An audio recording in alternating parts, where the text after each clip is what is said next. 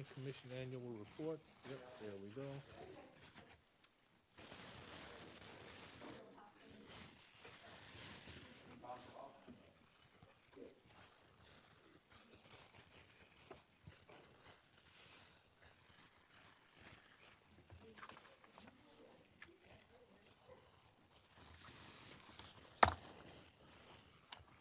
So, I am ready.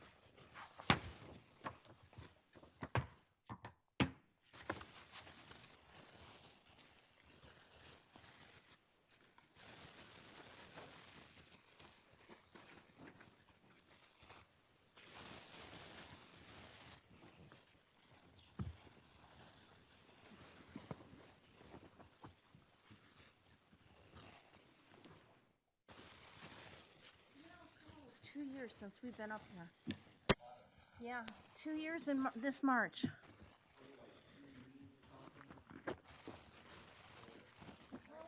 I think it was like March 9th was our last meeting. Yep. Yep.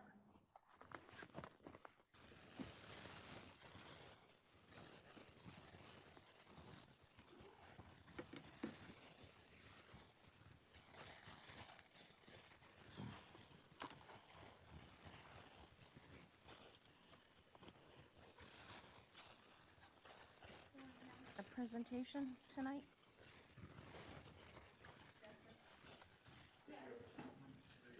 Uh-huh.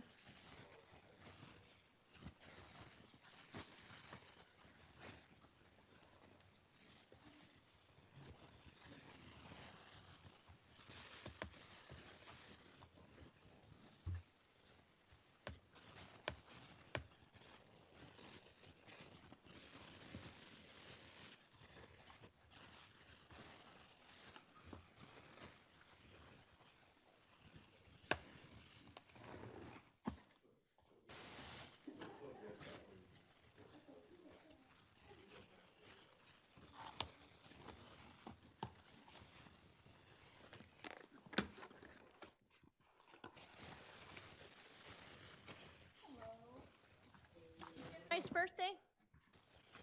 I did.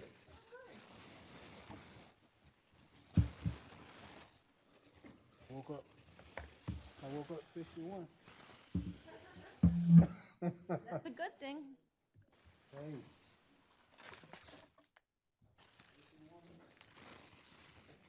Born to 61, ain't that so?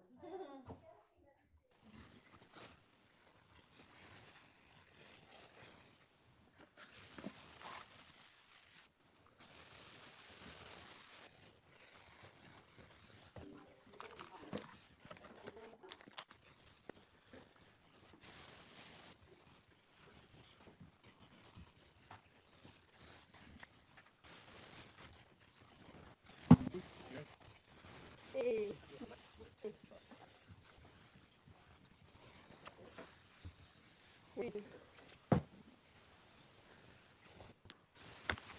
Hello down there. How you been? Good. Morning for it's not be so cool anymore. There's something black all over this corner. Dust. I'm good down here. I'm good down here. Here, I got alcohol wipes. Here.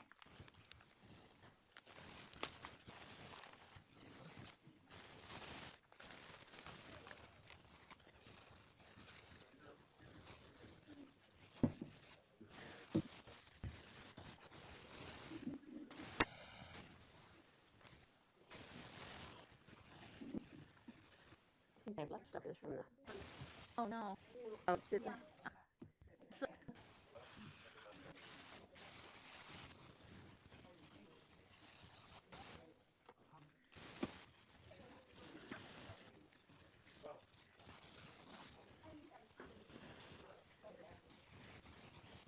it's so good to see you after almost 2 years. Right, sit right here. It's a birthday.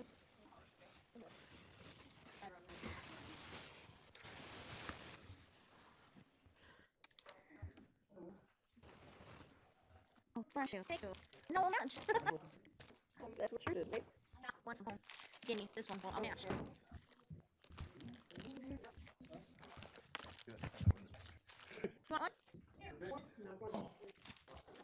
Tiny bit.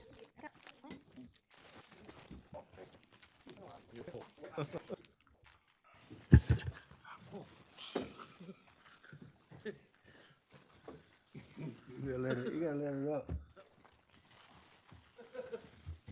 All right. On the other side, on the other side. Oh, you got it, there you go. People on that planning commission. Been a while. These are not that comfortable. Breathe a little easier. All right. Who's reading the consent tonight? Let's get that out of the way. What's wrong with this one? Okay, first of all, I've had a request for the police cars to be removed from the consent agenda.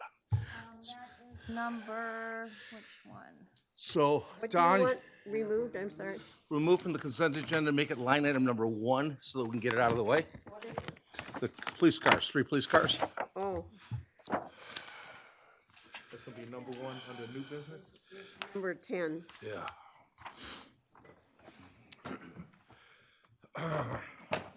Don, you've got the consent. The police cars are number 12. How you doing? Don, I want to, what'd you say? Cars are number 12, So strike 12. yeah. and we're gonna move it to Line item number 1. New business. I got the purchase of 1011. Do I have the wrong agenda? Approval of the purchase of 3 2022 Ford Police Interceptors. So we're moving it under new business number 2 or number 1? 2, or 1, 1, 1. 1, okay. So moving number 1 to number number 1 is 2? gonna be number 2? Okay. But what number was it on your agenda? It was number 12. Do I have the right agenda? Let me see what you got. What agenda have you got? I don't need Jason. I can handle this. Thank you. Yeah, that's right. I got the wrong agenda. I got the wrong agenda. Your one. 11 items. This one. Consent, yeah. Oh, consent, okay. Wait a minute. I thought you said we had 16 items on there. Sure, it's you today.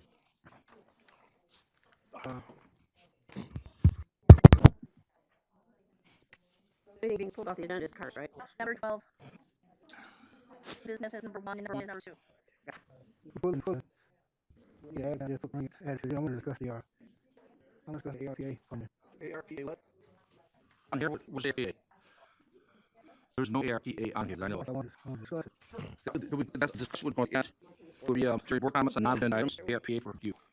ARPA. That's it. Okay. There you go.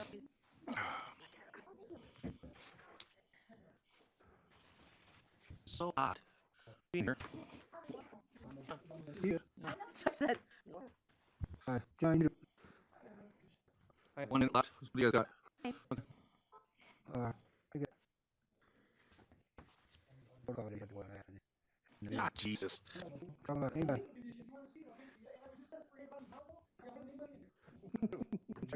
Deal with them. I need to see that, Danny. We're back there. We're back there. Wait for everybody. That's no problem. We need to come up. We will need to wear a mask. No, they're not. We have a protocol. You need your mask? Yes, I have one. Oh, she's trying to cut the problem. A medical condition. Yeah, there you go. Okay. We got it. Okay. Oh, hey. There's a hammer. This meeting is called to order at 6 o'clock. Please rise to the Pledge of Allegiance. I pledge allegiance to the flag of the United States of America and to the republic for which it stands, one nation, under God, indivisible, with liberty and justice for all. Welcome, everyone. We're under COVID protocols here. We are being broadcast live on YouTube, and we will be rebroadcast on the cable. So, ready? Please call the roll. Trustee Miller. Trustee Frazier, excuse, absent. Trustee Wood. Supervisor. Sure. We have a quorum. Thank you. Executive second summary. The consent agenda consists of board meeting minutes, closed session minutes, prepaid lists, voucher lists. It also includes an appointment by committee to the planning commission. So term was to expire this year, October 1st. The reappointment of Bill Osher to the construction code of appeals. His term will expire in 2025. The reappointment of Daniel Billinger, Charles Coleman, Kimberly Knopf, Todd O'Neill, Denise Willoughby, and Tammy Wall to the recreation committee, as we learn every year. Approval of the ending of the blended rate program, and approval of a resolution for property exemption guidelines in our property tax code. Approval of a personal service agreement for Andrew Linane. Approval of a personal service agreement for Tammy Doreen, and approval of the fireworks display permit for the Michigan fireworks to be done on the lake by BYC. There will be a public forum for Parks and Recreation's master plan. We need to get done by February 1st for a lot of grants that we're working on. And new business includes a discussion on the adoption of the Parks and Recreation and the purchasing of 3 new police cars. Can I get an adoption of the agenda motion? Yeah, to new business. Martin? And I heard trustee Miller. So I have revised agenda. Hearing enough of the discussion. All in favor? Or actually, we can go back on favor, can't we? All in favor? Aye. Opposed? Motion passes. Yeah. Next item is adoption of the consent agenda. Remember, we're moving approval of purchase of 3 for please consider section number 1. Trustee Bison, would you like to make a motion? I have to read this. Okay, number 1. Minutes of December 21st, closed session meeting minutes of December 21st, both of 2021. Prepaid lists of December 23rd and January of 2021. Prepaid lists of January 6th and January 13th, both of 2022. Voucher lists of January 4th and January 18th, both of 2022. The approval of Kamika Garrett to the Planning Commission, term to expire October 1st of 2022. The appointment of William Ozier to the Construction Code of Appeals Board, the term to expire February 28th of 2025. Approval of the reappointment of Daniel Bellinger, Charles Poland, Kimberly Nuffs, Todd O'Neill, Denise Willoughby, and Tammy Wall, all to the Recreation Committee, with terms to expire February 1st of 2023. Approval of the dissolution of the limited rate program per the closed session discussion of December 21st of 2021.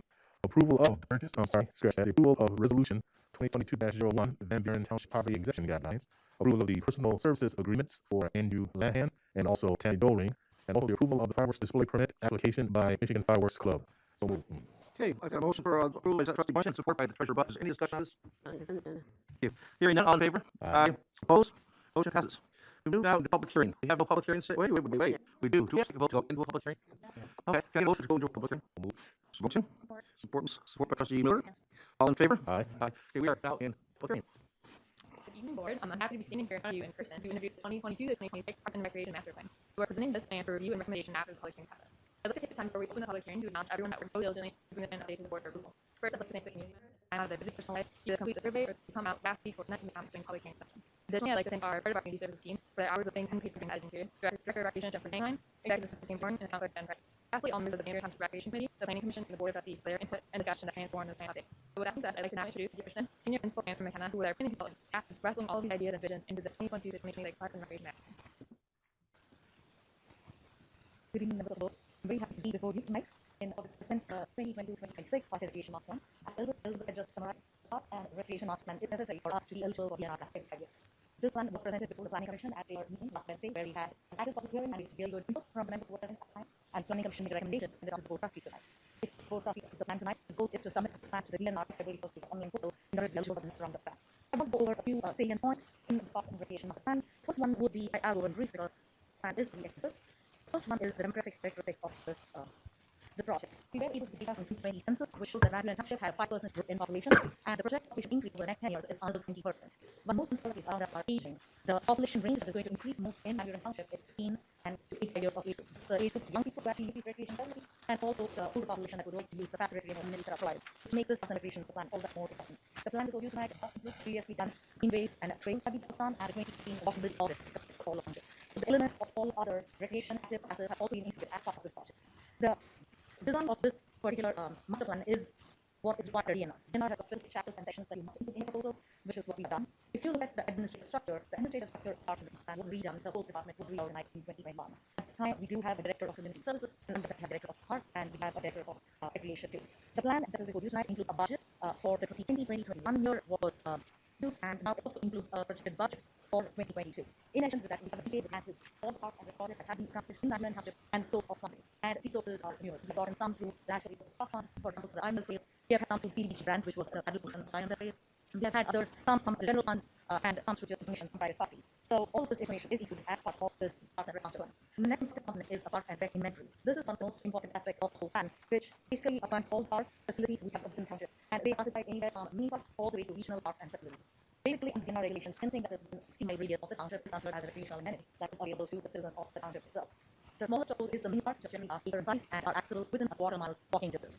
So we have maps where we show which are the neighborhoods that will have access to these mini parks and those that don't. For 20 years, the DNR had the same standards for how to classify all parks. They completely revamped the system last year and classified them based on the size and based on their accessibility. Accessibility is on a scale of 1, which is not to be able to work, to 5, which is really good. Accessibility is not merely barrier-free access for those who are disabled, but also for those who are differently able, those who are in stroller, anybody who has any kind of challenges in trying to reach facilities. All those, rail system, distribution to the general public, all those factor into accessibility. And based on this accessibility, the parks are classified numerously. All parks are rated on a scale of 1 to 5. When we look at all parks, for example, the rec ball fields are rated 4, which is really good. Most of our parks are rated high, including Batman Park, which is 5.5 rated. The one park that needed somewhat attention is the French Land Park. The plan is for you tonight actually rates it as a 1. That park becomes a discussion at the planning commission meeting, and we will be revising the rating. The rating at the time they did not take into account completion of phase 1 improvements for Adams Park. I believe French Land Park and Pavilion and also trails for that, which definitely add to that rating, so it will probably come to a 2 or 2.5 keys. There are further improvements slated for the park this year. There's my understanding that there might be a canoe kayak launch, there's going to be furniture in the pavilion, and other improvements are a fishing dock, so those will definitely improve the rating of Kent Landing Park. All of these plans and ratings, if you don't have a plan of how we are going to get there, and that is one important portion of the plan. This map before you shows you where the parks are and what their accessibility is. The yellow circles represent a mile radius for mini parks from neighborhoods. As you can see, there are some neighborhoods that really don't have access to a mini park. As a system where they classify, if you have so much population, how many facilities do you need? And that's what is in this plan as a facility analysis map. Based upon that, we have a surface of about 540 acres of parkland, and the only reason we have that much is because the regional park system is also included in the count of DNR. But if you distill all the requirements of DNR, essentially are down to the fact that we have 3 acres short of mini parks. So basically, we do need at least 5 or 6 additional mini parks within neighborhoods in the township do not have a buffer recreational area within a quarter-mile walking distance. Anything beyond that is considered as driving distance and not technically a mini or a native park. But having a plan like this, it helps the township plan out along the Parks and Recreation Department where you might want to acquire land, which neighborhoods you might want to create these new pocket parks in, and how to meet the recreation needs of citizens who currently don't have any available. This plan before you tonight has got all the updates in it. It also has goals and strategies, which are pretty much the same as your last plan. The goals and objectives generally tend to remain the same because the idea is to provide amenities to citizens from the youngest to the oldest, things that are active and passive. In recent times, County has made great strides. The pickleball court is an example of a mini park that is really successful. PNR has also workshop, which we have included in this plan. Basically, you have so much population, you need to have so many basketball courts. If there's among population, you need to have so many soccer fields. For example, for population of Mandarin, we are required to have 4 basketball courts. So we have like 40 pieces. But we do not have a dog park, we do not have a community pool, we do not have a skate course. So the input that was done was done to distribution to the social media, and they were so based on the public feedback, we got a total of 150 responses back. In comparison to the last time, we got 120 responses. Seeing the challenges we have faced in this communicating mostly to social media, that is what responses. Based upon that, the top 3 priorities that were identified by the residents. First one was they wanted a dog park, they wanted to have a community pool, and they also wanted a skate park, and also increased programming in the class documents, such as group classes, small classes, stuff that can bring out the community together. Those were designed as priorities. The second component of this plan is the capital improvements plan. The capital improvements plan is important because it lays out all your goals and priorities summarized into this chart. It goes for the next 5 years. What are the plans for the various park improvements, in which parts they're going to be done, how much it is going to cost, and your potential funding sources. For example, if you have a project in the year 2024, say a portion 2 spots of the Diamond Trail may be done. If that is budgeted to be done in the year 2024, say you get a CDBG grant in the 2022 cycle, you can always move that project up into 2022 and move a 2022 project down to 2024. As long as we identify the required projects within the 5 years to improve plan, the township is able to shift the projects down based on availability of funding. The purpose of creating a list of projects and prioritizing them is merely wanting a project does not fit the reality. The township has the ability to acquire land, the cost of it, any liability associated with it, swimming pool definitely is not challenging, it can actually be provided by any municipality. So it helps the township evaluate which are the number 1, 2, 3 projects that we would like to focus on, and based on find that we have to prioritize and implement those projects first. It was universal that most residents wanted attention to focus on the value and park and poor. Those are the 2, along with creating more mini parks for the areas of the township that do not have access to such facilities. So this, in a nutshell, is a summary of the Parks Direct Master Plan that you made. The planning commission meeting, we did receive feedback. Some of them were minor corrections, some typographical errors, which we will correct, and also we will be revising some of the accessibility ratings, for example, for the French Landing Park, and we're going to just make sure we have the right rating for all of the parks.